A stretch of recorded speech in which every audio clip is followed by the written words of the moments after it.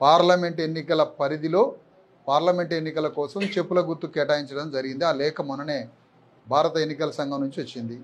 ఈ చెప్పు తీసుకొని ఈ చెప్పుతో భారతదేశంలో తెలంగాణ గడ్డ మీద అగ్రకుల అగ్రవర్ణ పెట్టుబడి రాజకీయ దురాగతాలని చెప్పు తీసుకొని ఎండగట్టబోతున్నామని ఈ సందర్భంగా తెలియజేస్తున్నాం.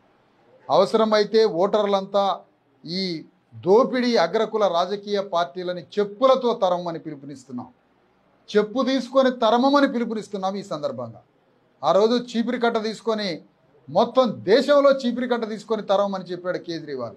అదే సందర్భంగా ఈరోజు చెప్పులతో ఈ అగ్రకుల రాజకీయ దురాగతాలని దాష్టికాలని వేల సంవత్సరాలుగా అణగారిన వర్గాలైన 90% మంది బీసీ ఎస్సీ ఎస్టీల ఓట్లని దండుకుంటున్న బీఆర్ఎస్ బీజేపీ కాంగ్రెస్ పార్టీలని చెప్పు తీసుకొని గ్రామాల నుంచి తరమి కొట్టమని ఈ సందర్భంగా పిలుపునిస్తున్నాం ధర్మ సమాజ్ పార్టీ నుంచి.